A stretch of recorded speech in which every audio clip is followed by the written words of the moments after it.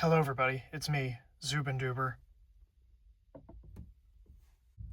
And before I start the actual video, I just wanted to say, in my last video, I had done a joke where I pretended to review the Age of the Prime's Excellion figure, and it turned out I was actually reviewing the Studio Series 86 Windcharger figure.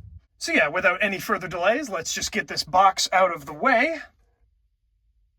Who the heck are you? I'm sorry, it's really hard to talk about. And I thought the joke was really funny, but it turns out I had made a lapse in my judgment, and I really underestimated how popular the character of Windcharger was. And I can't apologize enough. Man, I should have gone with the ukulele, so then they'd accept my apology. Also, Lego Me is dead. Please read the following disclaimer. Oh, wait a minute. There we go. And here is the second part of the disclaimer, just in case I go crazy with the editing on this one. Please enjoy. Hello everybody, my name is Zubinduber. I welcome you once again to my closet and to another Transformers review. And today, by request of no one really, I am going to be talking about Deluxe Class Age of the Prime's DECEPTICON AUTOBOT Excellion. I got this from my local Walmart on a deep clearance. Yeah, no freaking duh, I know. Also, if you're wondering why the box looks so scuffed, well, if you remember during my Skybite review... Come on, just let it happen! He owed me $1. Yeah, don't worry, we got the whole thing sorted out. That's what you get for spitting on my mom! And my dad! But anyway, let's go ahead and get into this review and get this box out of the way. And let's just talk about whoever this guy is. To go ahead and get it out of the way, this Autobot, Decepticon, GoBot, whatever he's supposed to be, is a heavy repaint of the Legacy United Cybertron universe hotshot. But where this guy tickles my nostalgia bone, this guy tickles my nice Transformer deco bone. It's a very specific medical condition. A lot of people have it. But my point is, this vehicle mode is nice, either in these colors or... Of course, I will admit, I do kind of like the colors on Hotshot a little bit more, but this red still looks really, really nice. I especially love the dark gray buildup. It's even got kind of a glossier coat of paint on it, like right here. You can actually kind of see it on camera, but yeah, it actually looks pretty good. I also like the little bits of silver right here on the headlights and the wheels, because it turns out on a Hotshot, they didn't even paint them at all. So it's just plain old black plastic for his wheels, and they just look kind of ugly. But my two favorite things are the really striking blue windshield, which you can open if you really get your fingernails up in there. I just wish my soft, eggy body could fit in here. And you can open the doors as well. The problem is it just kind of takes the front wheels with it. But my favorite bit about this vehicle mode is definitely the gold flames on the front and then these gold stripes on the side. Those are just really well painted, and I haven't really had any issues with it chipping at all. And I especially like how right here on the side, it kind of fades into the red a little bit. It's more visible in person because on camera you can't really see it, but I really like that effect. But of course, he's from Transformer Cybertron, and so he comes with a Cyber Planet key. It's the same one that comes with Legacy Hotshot, except it's a different color, and of course they actually painted this one. Actually, Excellion has the only one that I have that's actually painted. And of course that means you can activate his Cyber Key power.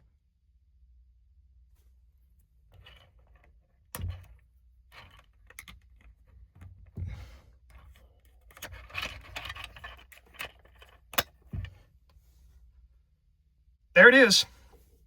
And of course, he comes with a big, bright blue blaster. It's the same one as Hotshots, except the paint budget was allocated to the Cyber Planet key, so it just looks kind of weird. But you can put it on top of the vehicle mode or any of the other 5mm ports that there are, like on the doors, and no, that's really about it. And of course it is blast effect compatible. I wish I had one in blue so this didn't look so awkward. All right, let's speed through these size comparisons so we can get to the transformation. Get it? Speed through. Because he's a race car. Anyway, here's Deluxe Legacy Override and Deluxe Legacy Cannonball. Voyager Legacy Cybertron Starscream. Warfare Cybertron Siege Galaxy Upgrade Optimus Prime. Along with his boots that I can't figure out how to put back on him. And Legacy Hotshot. And Legacy Hotshot. And Legacy Hotshot if you lived in Texas and had a little helicopter buddy. Alright, it's time to do the transformation. Now, if you have the original Legacy Hotshot mold, or you've just watched the Cybertron cartoon, this transformation is very similar to that. So what you want to do is take out the arms and just pop them off like that. Move the hood up. And then move this part so it's like that. Take the feet, or the legs, and just unaccordion them out like that. Pull out this and flip out the toe. Like so. Do the other side. I just realized that rhymed. And then untab the shoulders. And then flip out the head. And then accordion this up a little bit. Spin it around. Take that and just pop it into place on those tabs right there if my camera will focus. Like that. And then spin the head around and fold. Actually, you can just leave that like that if you want to. And there we go. So what happens when you take Hotshot and Hot Rod and put them together? You get... Wait, hold on, that's not right. There we go. It's the Autobot Excellion. Or Decepticon, maybe? I don't know. Aesthetics-wise, this figure is just so solid. I mean, this was always one of my favorite designs during the Unicron trilogy, and it looks so good in these colors. The red plastic still looks really, really nice. And the blue windshields, like, from the back just look really, really cool. It almost looks like from the front he's got these, like, blue little swords coming off of him. And, yeah, it just looks really, really good. I do wish the gold from the vehicle mode came out a little bit more in the robot mode, because it's kind of just relegated to the back, and then there's just like a tiny little bit here, a little bit on the legs, and then just like a little bit on the visor thing on his head.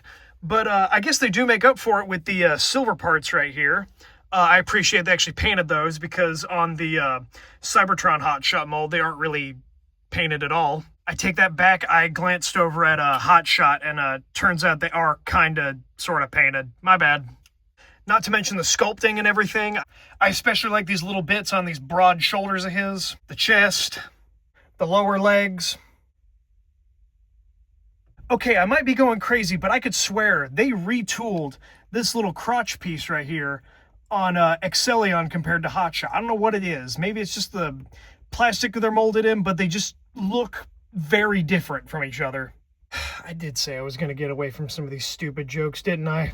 The only real nitpick I have with this figure aesthetics-wise is just the weird shade of orange they chose for the legs and the upper arm. I don't know what it is, but just every time I look at it, it just makes me think of, like, saltwater taffy.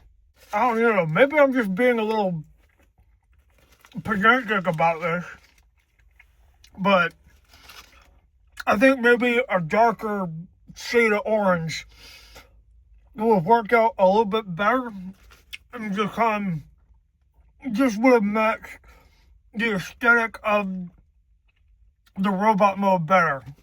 But then again, this is just me, and let me know what you guys think in the comments below. I also would have liked a slightly different head sculpt for this guy, just because whenever I look at this, I just think, yeah, it's just Hotshot, but in different colors. I mean, that's literally what he is, but since it's a different character, I would have liked something to differentiate him. Even just like a slight change in his expression would have been good. I mean, he was smirking on the box, which I can't really show you anymore because... But that is admittedly a very minor nitpick, because his head sculpt still looks good. I think I actually kind of prefer these colors, like this dark gray, and especially this gold crown up here looks really nice. I think I prefer it a lot more to the way the original Hotshot head sculpt was painted, because it was black and then just had this like weird kind of ugly sort of metallic yellow on the front. So yeah, this head sculpt's still pretty good. I just would have liked just something to kind of make it look a little unique. And of course, for his accessories, you can put the gun in his hand, or you can plop it onto his little arm doors. Real quick before I move on, yes, you can remove the arm doors from the actual arms, but then his arms look kind of scrawny with those broad shoulders and legs of his. Or you can put it on his shoulders, but it might not fit too well on this one because those are the tabs for the vehicle mode. Or you can even put it on his feet. I'm not making the DeviantArt joke. And yes, while in robot mode, you can still plug in the Cyberplanet key as well as activate his gimmick. All right, and now it's time for posability. And I went ahead and took the door off of this arm just so I could show you the difference in posability with and without it on. So you've got a ball joint at the head, and every ball joint can be a swivel. He can look down that far and look up somewhat. And if you untap this, he can look up a whole lot more. He's got a rotation at the shoulder, but it's kind of hindered by the backpack somewhat. And if you do a full rotation, it'll untab that, so just watch out for that. His arm only goes out about that much, and he can move it down a little bit, but that's more for the transformation. He's got a bicep swivel all the way around. He's got an elbow bend that way, and just a smidge that way with the door on. And he does have a wrist swivel, but you can't really, it's a little awkward to get to because of the door in the way. And without the door, he still has a bicep swivel. His elbow can bend that way and that way. And he's got a wrist swivel all the way around that you can actually get to. He's got a really tight waist joint. I don't know why it's so tight on him here. He's got a beautiful spread. He's got a thigh swivel all the way around. He can kick up that high and kick back about that high. He's got a knee bend. He's got a ridiculous ankle pivot, and he's got a toe bend. Posability is admittedly a little awkward. This isn't a problem with the figure itself, more just the design that it's kind of stuck with. And don't get me wrong, it's a great design. It's one of my favorites from the Unicron trilogy, but it doesn't lend itself very well to decent poses.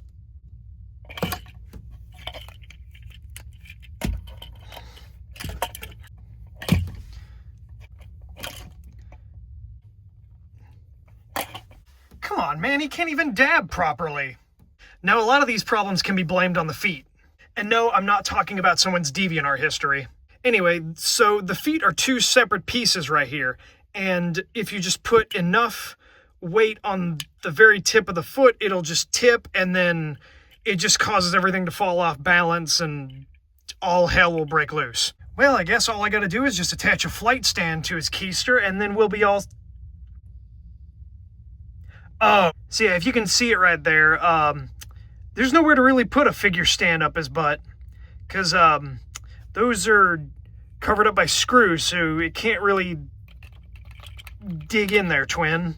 I mean, you can put a claw around his waist, but because of how skinny his torso is, it just ends up looking like he put like a Weight Watchers belt around him or something, which might be why his torso is so skinny. Or as I figured out, you can kind of put the figure stand underneath his backpack like this, and there we are. Now we're getting some cool poses.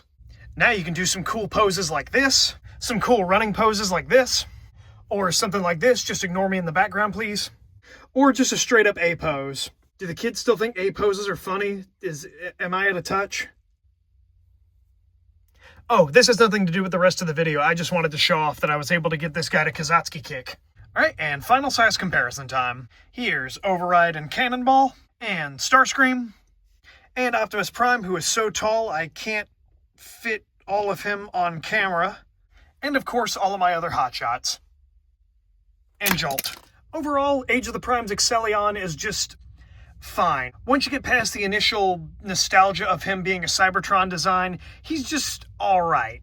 The colors and everything are nice. The Cyber Planet key gimmick will always be fun to me, even if it's not, spring-loaded like the originals. But I think the posability and everything is kind of my least favorite part about it, which really sucks, because I love to mess around with my Transformers and pose them. Really, the most interesting thing to me is the fact the box labeled him a Decepticon, and then his actual toy is an Autobot. And then that got me thinking, which is something I don't often do. I think we kind of need more glup shittos in modern Transformers. What I mean is that since I started collecting Transformers a few years ago, it feels like Hasbro, and to an extension, us Transformers fans, have this expectation that every new figure has to be a recreation of something from Generation 1, or Armada, or Cybertron, or even Kiss players. Thankfully, I don't have anything from that. Now, don't get me wrong, these remakes are great and all, and it's really nice to finally see, like, some continuity diversity, like with Cybertron and Armada and animated and all that. But sometimes I want something crazy, like a robot made out of rocks. They can also turn into a car, or a trash truck with a giant metal claw for a hand, or another rock robot that looks like literal poop. I hope all the red isn't anything serious. And that's kind of what I like about Excellion. He's almost like the perfect blank slate Transformer for me. And what I mean is, you can kind of just imagine him being anything you want, really, which is what I used to do all the time when I was a kid. Sometimes I would get figures and they'd be named one thing, and I'm like, no, I'm going to make him this guy. And it was all because of that misprint on the box. It just got my imagination going and imagining what the ideal backstory would be for this guy in my head. So essentially, this figure turned me into a fan fiction writer. Heck, if you're into customizing your figures, there's like a perfect spot you could put a Decepticon logo right there on his shoulder. Heck, I might get into customizing figures after this. So yeah, of course this figure does have his problems, but I like to keep him around just because he reminds me to have fun when I'm collecting the figures I want to collect. Oh man, that was corny. But anyway, that was my look at Age of the Primes Deluxe Class Excellion, and I hope you guys enjoyed it. Please let me know what you think about Excellion in the comments below, and be sure to leave a like, and hey, subscribe if you want to. I hope you guys enjoyed the video, and that's about it. Peace out. You know something? I'm getting a little fatigued talking about plastic robots that turn into cars. Isn't there something else I could kind of talk about next time? Is that too much to ask? Well, at least he doesn't transform.